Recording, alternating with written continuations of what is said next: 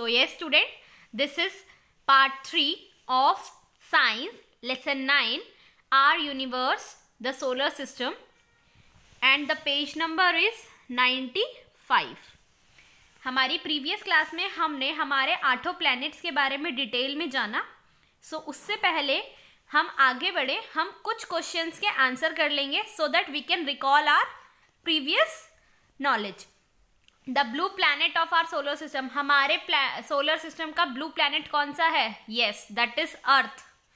Hottest planet कौन सा है हमारे सोलर सिस्टम का? That is Venus. And the ring planet of our solar system, हमारे सोलर सिस्टम का रिंग्ड प्लैनेट मतलब जिसके चारों तरफ एक रिंग बनी हुई है, दैट इज सैटर्न यानी Shani. And the fourth one is the red planet of our solar system, जिसका कलर रेड है, that is Mars, Mangal. And a group of star forming recognisable pattern in the sky, group of stars जो एक pattern बनाते हैं जो कि हम easily recognise कर सके, पहचान सके, उसे क्या कहा जाता है? Yes student, that is called constellation. So अभी हमने सारे प्लैनेट्स के बारे में डिटेल में पढ़ लिया है. अब हम स्पेसिफिकली अपने प्लैनेट यानी कि अर्थ, जिसे हम हिंदी में पृथ्वी भी कहते हैं, उसके बारे में डिटेल में जानेंगे. अर्थ ही एक ऐसा प्लैनेट है पूरे सोलर सिस्टम में जिस पे लाइफ एग्जिस्ट करती है. यहाँ पर और स्टूडेंट्स, लाइफ एग्जिस्ट करने के यहाँ पर बेसिकली वो रीजंस हैं जो एक ह्यूमन लाइफ के लिए नेसेसरी है. Only not for human, plants, animals, इन सभी के लिए नेसेसिटी चीज़ें जो हैं वो सभी इस प्लैनेट पर मौजूद है. The first one is water in liquid form, हमारी अर्थ पर ही ओनली वाटर लिक्विड फॉर्म में मौजूद है. Then the second one is oxygen in air, हम सभी को ब्रीथ करने के लिए ऑक्सीजन की रिक्वायरमेंट होती है, भले ही वो एनिमल्स हो या हम ह्यूमन बींग्स हो, तो वो ऑक्सीजन जो है वो इसी अर्थ पे मिलती है हमें. And the warmth of sun to nourish life, और उसके साथ साथ सनलाइट. तो ऑक्सीजन, वाटर एंड सनलाइट, ये तीनों चीज़ें अर्थ पे एग्जिस्ट करती हैं, इसीलिए यहाँ पर लाइफ जो है वो ईजी है. हमारी इस अर्थ पर डिफरेंट फॉर्म ऑफ लाइफ पाई जाती है, जैसे कि प्लांट्स हैं, एनिमल्स हैं, अलग अलग इंसेक्ट्स यानी छोटे छोटे कीड़े मकोड़े, बर्ड्स हैं, और साथ ही साथ हम ह्यूमन बींग्स हैं. ये सभी इसी अर्थ पे एग्जिस्ट करते हैं. इसी चीज़ों की वजह से हमारी अर्थ जो है वो एक ब्यूटीफुल और एक यूनिक प्लेनेट बनी हुई है. अभी तक पता नहीं लग पाया किसी और प्लेनेट पे लाइफ एग्जिस्ट करती है, मतलब लोग रहते हैं या नहीं. इसीलिए अभी तक सिर्फ यही माना जाता है कि अर्थ ही एक ऐसा प्लेनेट है जिसपे लोग रहते हैं. लेकिन स्टूडेंट, क्या अर्थ पहले से ऐसी ही थी? नो, अर्थ स्टार्टिंग से ऐसी नहीं थी. It was formed approximately 4.5 billion years ago, यानी 4.5 बिलियन सालों पहले अर्थ बनी थी. और वो किससे बनी थी? From a cloud of dust. ये एक क्या था? It was like a huge ball of fire. ये एक बॉल ऑफ फायर जैसी थी, यानी आग के एक बड़े गोले जैसी थी, जिसमें क्या क्या था? मोल्टन रॉक्स, मोल्टन मतलब पिघले हुए रॉक से बनी हुई थी ये, और हॉट गैसेस थी इसके अंदर बहुत सारी. बट जैसे जैसे टाइम होता गया, ये जो हॉट गैसेस है सारी, ये कूल होती चली गई, मतलब ठंडी पड़ती चली गई. और ये किसकी शेप फॉर्म ले ली इन्होंने? क्लाउड्स की, यानी बादलों के फॉर्म्स ले ली. और यहाँ पर कंटिन्यूसली रेन हो रही थी. तो ऑब्वियसली जब इतनी हॉट गैसेस पे और मोल्टन रॉक्स पे रेन पड़ेंगी, यानी पानी की बूंदें पड़ेंगी, तो वो उसको क्या करेंगी? ठंडा करती जाएंगी. इसीलिए यहाँ का जो सरफेस है वो ठंडा होता चला गया. The surface became hard on cooling, और वो ठंडा होने के बाद क्या होता चला गया? हार्ड बन गया काफी. इसीलिए हमारी अर्थ के सरफेस पे वाटर जो है वो लिक्विड फॉर्म में बहुत ज्यादा अमाउंट में कलेक्ट भी हो गया. और ये जो गैसेस हैं जो इस अर्थ के अंदर थी, उनसे क्या बन गया? हमारा सारा एटमॉस्फेयर. और धीरे धीरे जो अर्थ है उस पे रहने की सारी कंडीशंस सूटेबल होने लगी, ताकि यहाँ पर हम यानी ह्यूमन बींग्स रह सकें. आपको पता है स्टूडेंट्स, हमसे पहले यहाँ पर कौन रहते थे? डायनासोर्स. ओके स्टूडेंट, तो अब आती है लेयर्स ऑफ अर्थ. हमारी जो ये अर्थ है ये डिफरेंट डिफरेंट लेयर से बनी हुई है. आप सभी को पता है हम जो ह्यूमन बींग्स हैं वो इस अर्थ के ऊपर यानी अपर सरफेस पे एग्जिस्ट करते हैं. अर्थ के अंदर नहीं रहते हम लोग, अर्थ के ऊपर रहते हैं. तो इसके अंदर की कौन कौन सी लेयर्स हैं? अर्थ जो है वो मेनली 3 लेयर से मिलकर बनी है, that is core, mental and crust. तो फर्स्ट वन जो है वो है कोर। कोर जो है वो दो पार्ट में डिवाइडेड है, आउटर कोर और इनर कोर। देखिए सबसे अंदर का जो ये एरिया है ना, इसको इनर कोर कहा जाता है, जो येलो कलर में आपको दिखाया गया है। उसके बाद ये है इसकी आउटर कोर, देन मेंटल, और सबसे अपर लेयर जो है ये है crust. So the inner most layer of the earth is called core. सबसे इनर मोस्ट लेयर जो है इसे कोर कहा जाता है, जिसमें ये इनर कोर है, ठीक है। ये सबसे हॉटेस्ट पार्ट है हमारी अर्थ का, जो किन से बना हुआ है, बहुत सारे डेंस मिनरल्स से, मिनरल्स मतलब खनिज पदार्थ हैं यहाँ पर, उनसे मिलकर बना हुआ है ये, जिसमें ज्यादातर आयरन और निकल है। ये दोनों ही मिनरल्स के नाम हैं। स्टूडेंट्स, हमारे जो ये कोर है, ये इनर कोर और आउटर कोर दोनों में टेम्परेचर जो है वो है 4000 डिग्री सेल्सियस। तो आप अंदाजा लगा सकते हैं कि यहाँ पर कितनी ज्यादा हॉटनेस होगी। ऑब्वियसली चीज है, जब ये इतने इनर मतलब इतनी डीपेस्ट है, तो ऑब्वियसली यहाँ पर क्या होंगे, हॉट गैसेस की वजह से बहुत ज्यादा हॉटनेस है यहाँ। उसके बाद आती है हमारी second layer of earth, that is mental, जिसे मिडल लेयर भी कहा जाता है, यानी बीच की लेयर है ये अर्थ की। ये जो है ये थिकेस्ट लेयर है, जो रॉक्स से यानी चट्टानों से और पत्थरों से मिलकर बनी हुई है। यहाँ पर भी मिनरल्स एग्जिस्ट करते हैं। कौन कौन से मिनरल्स हैं यहाँ पर, आयरन और मैग्नीशियम। उसके बाद आती है हमारे अर्थ की थर्ड लेयर, जिसे क्रस्ट कहा जाता है, और you can say upper layer है। अपर मतलब सबसे ऊपर की जो टॉप लेयर है, इसे क्रस्ट कहा जाता है। ये जो क्रस्ट है स्टूडेंट, ये आउटर मोस्ट लेयर है अर्थ की। ये सबसे ज्यादा कूलेस्ट और थिनेस्ट लेयर है। कूलेस्ट मतलब ठंडी, थिनेस्ट मतलब पतली है कंपैरेटिवली मेंटल पार्ट से। लाइफ जो है वो इसी लेयर पर एग्जिस्ट करती है, मतलब हम लोग इसी लेयर पर रहते हैं। यहीं पर ओशियंस और माउंटेन्स भी पाए जाते हैं। ये जो है ये लेयर रॉक्स से बनी हुई है, और यहाँ पर कौन कौन से रॉक से बनी हुई है, ये ग्रेनाइट से और बेसाल्ट से।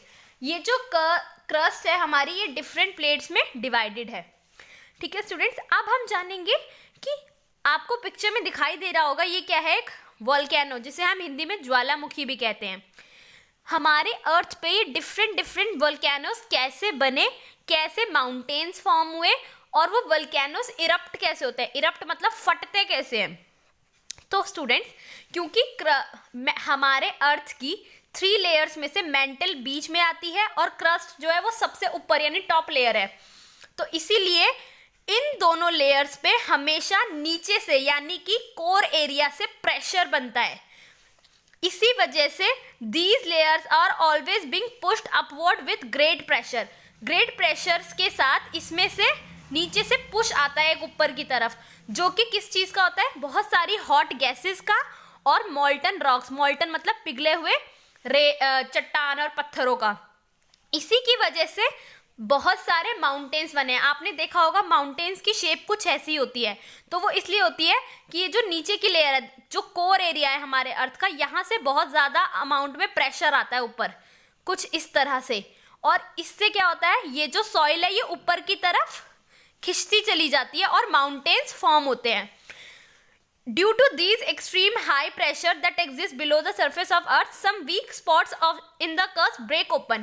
अब जहाँ ये जो लेयर है माउंटेन की वो थिक है, वहाँ तो वो माउंटेन ही बने रहते हैं, लेकिन जहाँ पर इस प्रेशर के साथ ये सॉइल जो प्रेशर झेल नहीं पाती, वहाँ पर क्या होता है, इस माउंटेन का ये जो माउथ है यानी ये जो टॉप वाला एरिया, ये क्या हो जाता है, ओपन हो जाता है। ओपन होके फिर ये सारे रॉक्स, ये सारे मोल्टन रॉक्स और गैसेस इसमें से ऐसे बाहर निकल जाती हैं। तो ऐसे इन माउंटेन्स का जब माउथ ओपन होता है, इस तरह से कुछ ज्वालामुखी फटता है। स्टूडेंट, ये जो वीक स्पॉट्स होते हैं, ये जब ओपन हो जाते हैं, इसमें से हॉट गैसेस और मोल्टन रॉक्स, जिसे मैग्मा कहा जाता है, वो इजेक्ट आउट होता है। इजेक्ट आउट मतलब बाहर निकलता है इन ओपनिंग्स में से, और इसी तरह से वोल्केनोस यानी ज्वालामुखी बनते हैं। जब भी कोई वोल्केनो इरप्ट होता है, उसमें से मैग्मा बाहर निकलता है।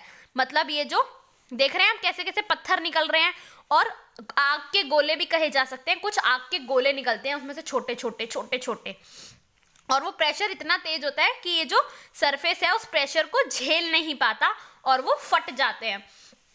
और स्टूडेंट, जब ये मैग्मा फट के निकल के बाहर पहुंचता है और जमीन पे गिरता है तो इसे लावा कहा जाता है। क्या कहा जाता है? When this magma reach at the surface of the earth it is called lava. अब स्टूडेंट, ये जो वोल्केनोज हैं यानी जो ज्वालामुखी हैं, ये मेनली 3 तरह के होते हैं। First one is active volcano, second one is dormant volcano and the third one is extinct volcano. तीनों में डिफरेंस क्या है स्टूडेंट? जैसा कि नाम से पता चल रहा है, पहला है एक्टिव वोल्केनो। एक्टिव वोल्केनोज क्या होते हैं? ये वो वोल्केनोज हैं जो रेगुलरली इरप्ट होते हैं, यानी जनरली जो फटते ही रहते हैं। इनकी कोई ऐसे पर्टिकुलर टाइमिंग नहीं है कि जी अभी फटेंगे, ये कभी भी फट जाते हैं और अभी तक फटते ही आ रहे हैं कुछ कुछ टाइम गैप पे। जिसमें से एग्जाम्पल है माउंट एटना, ये एक वोल्केनो का यानी ज्वालामुखी का नाम है जो इटली में है। ये पिछले 5 लाख सालों से फटता आ रहा है। उसके बाद सेकंड आते हैं हमारे डोरमेंट वोल्केनोज।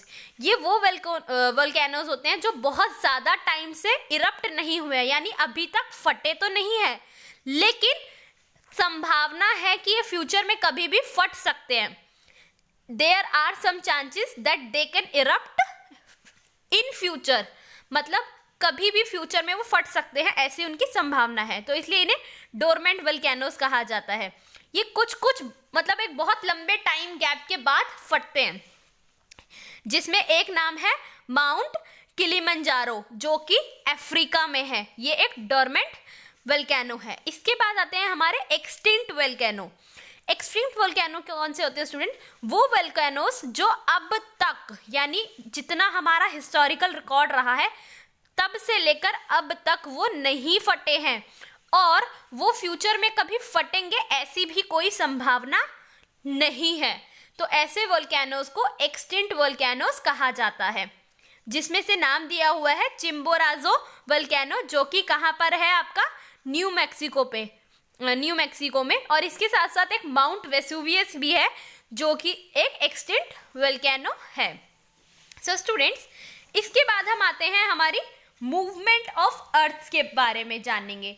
97 पेज नंबर पे है ये। स्टूडेंट्स, आप सभी को लगता होगा ना कि हमारा ये जो डे और नाइट का टाइम चेंज हो रहा है, जैसे दिन में धूप होती है, रात को चांद निकल के आता है, तो हम सभी जब हम छोटे थे हम भी यही सोचते थे कि सन जो है वो दिन में आता है और रात को छिप जाता है। बट ये एक मिथ है। सन ना ही कहीं आता है ना ही कहीं जाता है। एक्चुअल में जो अर्थ है वो सन के चारों तरफ रिवॉल्व करती है और रोटेट करती है। रिवॉल्व मतलब उसके चारों तरफ चक्कर लगाती है। सो अर्थ जो है वो 2 तरह की मूवमेंट करती है, यानी 2 तरह से घूमती है। और उसकी जो मूवमेंट है उसमें पहली मूवमेंट है रोटेशन, दूसरी मूवमेंट है रिवॉल्यूशन। अब हम दोनों के बारे में जानते हैं डिटेल में। सबसे पहले आता है रोटेशन। रोटेशन क्या होता है स्टूडेंट? अर्थ जो है अपने इस एक्सिस मतलब इसका ये पॉइंट जो है देख रहे हैं आप पिक्चर में, इस एक्सिस पर अर्थ क्या करती है? गोल गोल घूमती है। इसे कहा जाता है rotation. The earth spin on its axis like a spinning top. Spinning top आपने देखा होगा, छोटे बच्चे जैसे लट्टू को गोल गोल घुमाते हैं ना, इस तरह से कुछ। लेकिन लट्टू बहुत तेज स्पीड में घूमता है, अर्थ उतनी तेज स्पीड में नहीं घूमती, उसकी स्पीड बहुत ही स्लो होती है। तो this is called rotation of earth. इसकी और ये रोटेशन करने में अर्थ को 24 आवर्स लगते हैं, यानी 24 घंटे। ये जो एक्सिस है स्टूडेंट, अर्थ पे ऐसी कोई लाइन नहीं है, ये एक इमेजिनरी लाइन है, मतलब हम लोगों के द्वारा सोची गई और बनाई गई लाइन है जो अर्थ के सेंटर में से जा रही है। इस तरह से कुछ, ये वर्टिकल लाइन है। वर्टिकल मतलब इस तरह से। यहाँ पर ऊपर क्या होता है? नॉर्थ पोल होता है, नीचे होता है साउथ पोल। और ये जो रोटेशन होती है अर्थ की, इसी की वजह से डे और नाइट में चेंज आता है, यानी दिन और रात बनते हैं। अर्थ जो है वो आपने देखा होगा स्टूडेंट, कभी आपने ग्लोब भी अगर देखा हो जो कि मिनिएचर ऑफ अर्थ होता है। अर्थ जो है वो स्फेरिकल, सर्कुलर नहीं है शेप में, स्फेरिकल है और थोड़ी सी टिल्टेड है। टिल्टेड का मतलब होता है तिरछी, वो अपने पॉइंट पे थोड़ी सी टेढ़ी है, कुछ इस तरह से। इसी की वजह से डे और नाइट में चेंजेस आ पाते हैं। इसके साथ साथ जिस तरह ये एक्सिस एक इमेजिनरी लाइन है, इमेजिनरी मतलब हमारी सोची और बनाई गई लाइन, ऐसे ही अर्थ के ऊपर एक ये लाइन भी है जो कि कैसे जा रही है, हॉरिजॉन्टली जा रही है, जो अर्थ को दो इक्वल पार्ट में डिवाइड करती है, जिसे इक्वेटर कहा जाता है। ये इक्वेटर अर्थ को दो बराबर हिस्सों में बांटती है और इसमें ऊपर वाला जो नॉर्थ पोल में हिस्सा पड़ता है उसे नॉर्दर्न हेमिस्फीयर कहा जाता है। आपको पता है स्टूडेंट, स्फेयर पूरा एक गोला कहा जाता है और उस स्फेयर के आधे हिस्से को हेमी कहा जाता है। तो नॉर्थ पोल में जो स्फेयर पड़ता है उसे नॉर्दर्न हेमिस्फीयर कहा जाता है और जो साउथ पोल वाली साइड में पड़ता है उसे साउदर्न हेमिस्फीयर कहा जाता है। और ये जो नॉर्थ पोल है इसे एन से डिनोट किया जाता है और साउथ पोल को एस से डिनोट किया जाता है। और ये जो अर्थ है ये अपने एक्सिस पर 23.5 डिग्री तक टिल्टेड है, मतलब तिरछी है। सो स्टूडेंट, अब हम जानेंगे रिवॉल्यूशन के बारे में। रोटेशन तो आपको समझ आया, अर्थ अपनी ही पोजीशन पे यानी उसी एक जगह पर खड़ी होकर, नॉट खड़ी होकर मतलब उसी एक पोजीशन पर अपने उसी एक्सिस पर चारों तरफ घूम रही है, स्पिन कर रही है, यानी गोल गोल घूम रही है, तो वो होता है रोटेशन और उसकी वजह से दिन और रात में बदलाव आते हैं। उसके बाद अर्थ चक्कर लगाती है अपने एक फिक्स्ड ऑर्बिट, ऑर्बिट मतलब इस तरह से कुछ, देखिए स्टूडेंट, फिक्स्ड ऑर्बिट यानी एक फिक्स रास्ता है अर्थ का और यहाँ बीच में सन है, तो वो ऐसे चारों तरफ उसके चक्कर लगाती है। ये जो मूवमेंट है अर्थ की सन के चारों तरफ, इसे रिवॉल्यूशन कहा जाता है। अर्थ को पूरा ये रिवॉल्यूशन करने में 365.5 नॉट हाफ, एक्चुअल में 1/4 डेज लगते हैं, यानी 365 पूरे दिन और 6 घंटे एक्स्ट्रा लगते हैं इस रिवॉल्यूशन को पूरा करने में। और ये जो टाइम होता है जब अर्थ इसे अपने इस चक्कर को पूरा कर रही है यानी रिवॉल्व कर रही है, इसे सोलर ईयर या फिर ईयर भी हम कहते हैं। तो आपको पता चला साल कैसे बन रहा है, वो साल इसीलिए बन रहा है। और स्टूडेंट्स, जब अर्थ ऐसे रिवॉल्व करती है ना, उसी की वजह से सीजन में चेंजेस आते हैं। डिफरेंस समझिए, रोटेशन की वजह से दिन और रात, क्योंकि वो 24 घंटे का होता है इसलिए उसकी वजह से दिन और रात में बदलाव आते हैं, चेंजेस आते हैं।